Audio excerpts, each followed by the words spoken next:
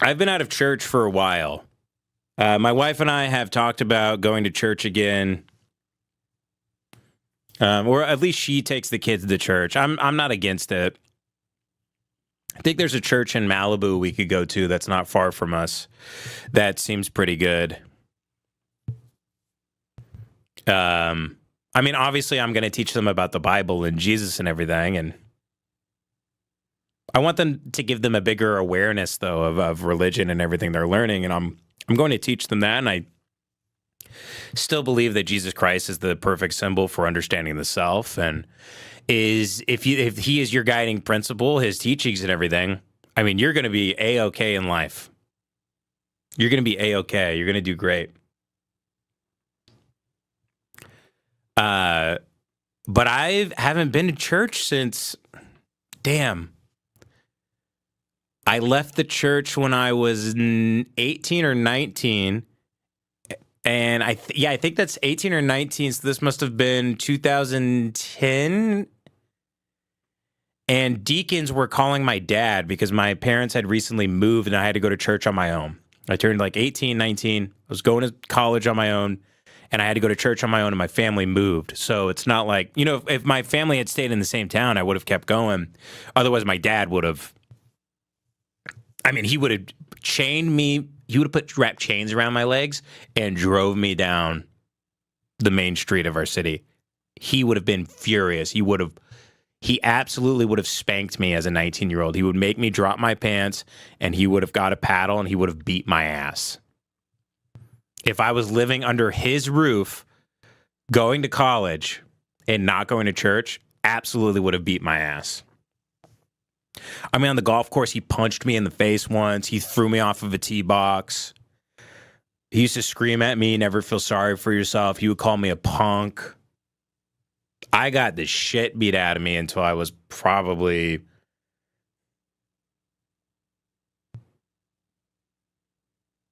probably 12 or 13, like regular drop your pants. He'd hit me with the belt. My dad was also a vice principal at one point in Big Spring, Texas. And he had a paddle that he made all the kids sign. And it looked like something out of Texas Chainsaw Massacre. It was cut like a giant blade, and it was so thick. And he kept it on top he brought it home and kept it on top of the fridge, and he would make kids sign it. So it was covered with all these names, and none of them were white. He had this paddle, and he would show it to us, and it would say, like, DeMarcus Jenkins, Tamika Avery.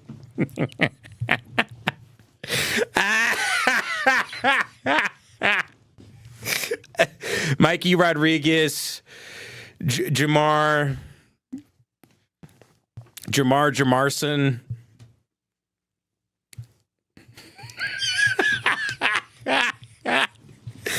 DeAndre Jordan. It was just, I was like, where are these names from? Is this in Coptic? What is this? Yes, I know I said massacre weird. I caught myself saying it. I have to move forward. I can't stumble over every word I fuck up for whatever retard reason. I'm trying to remember all the strange memories of me getting my ass beat. So my dad was the punisher for minorities at the school, and that's how he made a living. He would go in there. He would just at random, he would call minorities to the office, and he would start going nuts. He'd put them in a big maze like Pan's Labyrinth, and he would go through. He would chase them.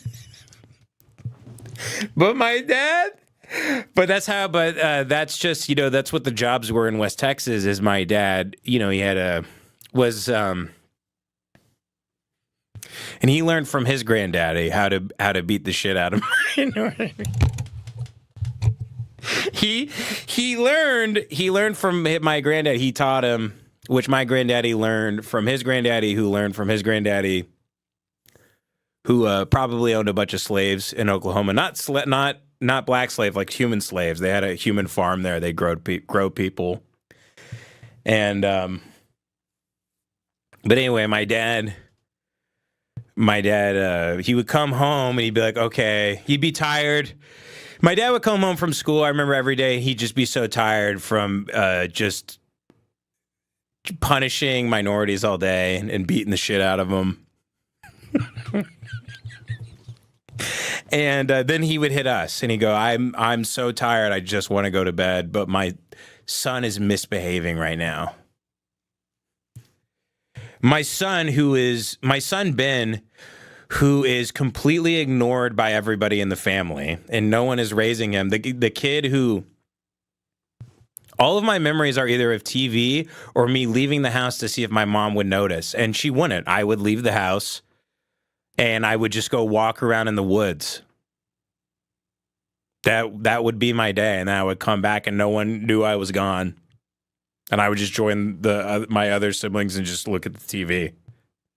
I would leave. I'd walk down the road, and I would just go into the forest. I would go into the Big Spring State National Park there, and I would walk. I would climb up hills and look for arrowheads, and I'd find weird jugs, and I probably found dildos, but I didn't even know what they were, and I probably sucked them and shoved them up my ass. And I'm kidding.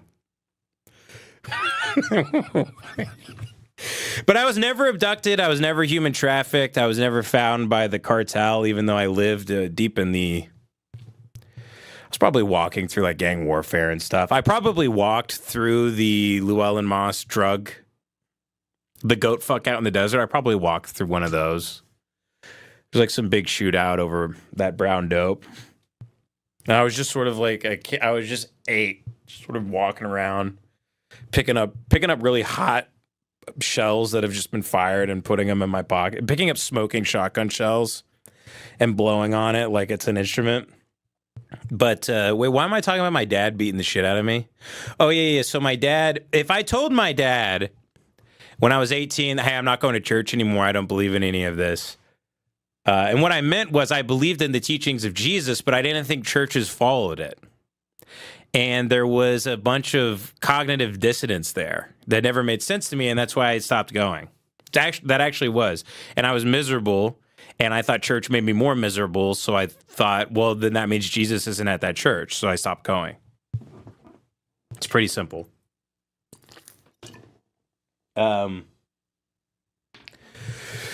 So I stopped going to church, and then I got into being gay and sucking dick and doing heroin. No, but my parents told me if I left church, I'd go to hell, and they were right. I did go to hell. I went to hell for a while before I slowly came back.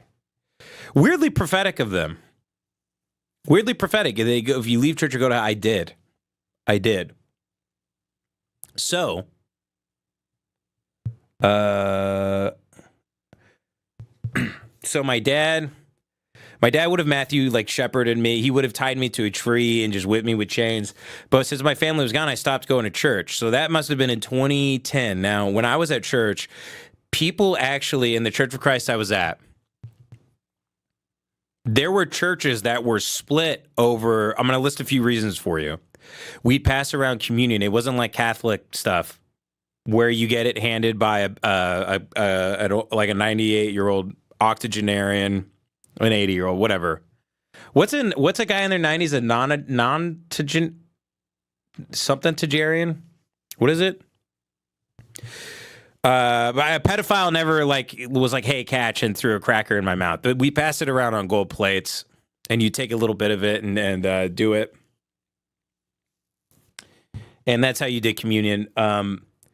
When air conditioning came along and you didn't have a bunch of flies in there because it was 100 degrees and eggs grew very quickly and food spoiled and stuff, you didn't have like bot flies everywhere because of air conditioning and stuff. You could leave the doors closed. You didn't have to open the windows.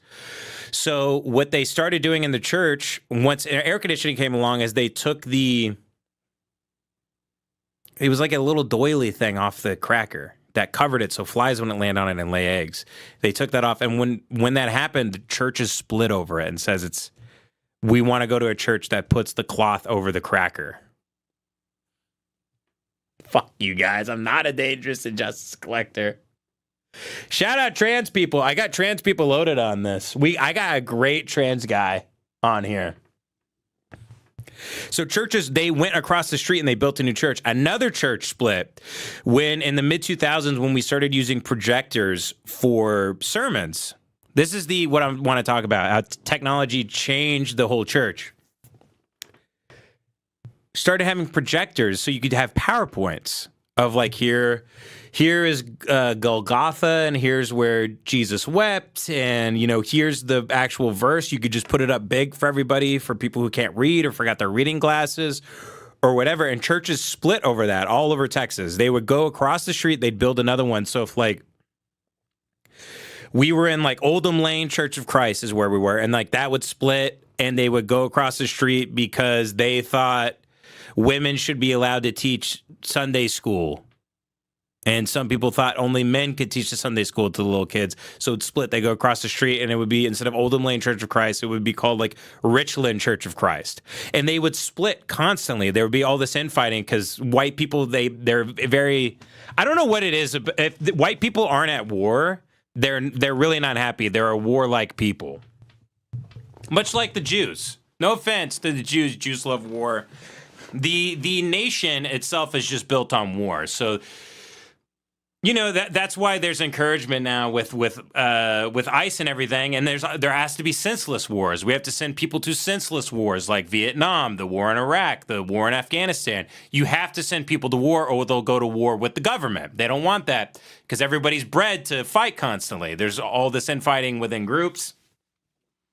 So if you got to send people to fake wars, you have to be like, hey, sign up for ICE. You can go to war with immigrants here. It's just war, war, war, war, war. But it's the same thing with all these sects of Christianity. They fight over one little verse and they split, and then they say the other people across the street, they're going to hell. But they say, oh, we love the sinner, hate the sin, but everybody's going to hell but us, and fuck them over there. And she's a whore, actually. She actually secretly had an abortion. Did you know that? Her brother's gay? A lot of people don't know that. She's gay. That was how it was the meanest group of people I've ever seen in my life. Actually, no, they're 1 degree lower, meaner. The meanest people in the world are actually white liberals. White liberals are the meanest people I've ever met. They're the most condescending, smug. I meet liberals, and this is a thing I'll say, like, hey, isn't that book about this? Because I like vaguely know it, or I read it and forgot it. I'll go, isn't this book about this? And a liberal person will go, I don't think that's what that book's about, but if it was, I don't think you're right. I've had liberal people do that where they go, I actually don't know what you're talking about, but you're wrong. That's being liberal. Is you're wrong, I'm right.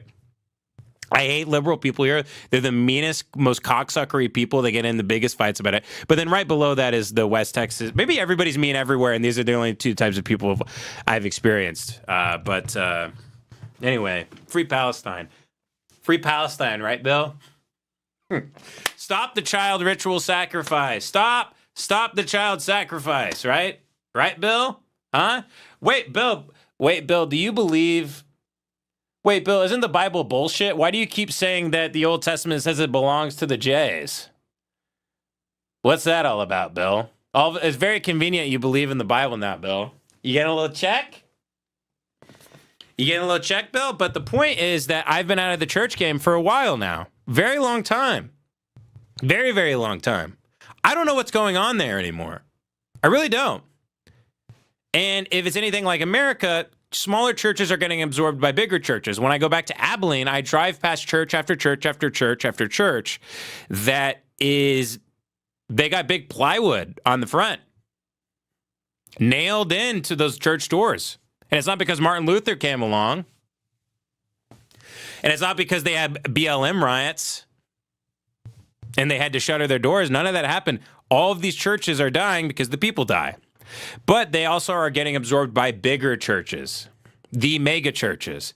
That seems to be, I haven't done a deep dive on it, that seems to be what's happening when I go back home. People go to the big guy, where they do like at 8 o'clock, at 9 o'clock, at 10 o'clock, they'll do like 3 shows, big bands, lights. No one wants any of that boring, like power in the blood, power in the blood. Who can be free from the bird? No one wants that. They want a guy with a beer gut wearing a cool polo shirt that says like University of Texas on it or something, because it's like college game day where everybody wears their college game day shirts to the mega church, and he's shredding on a Stratocaster to some like Jesus rock song, and there's a black guy playing the drums because they, you gotta, if you can't have a boring white church with only white people. You need a black guy with dreads that white people still feel safe around. That's very good. Very good. In the Discord, they're making memes of my dad wearing a Punisher shirt and holding watermelons. Very good. Very good.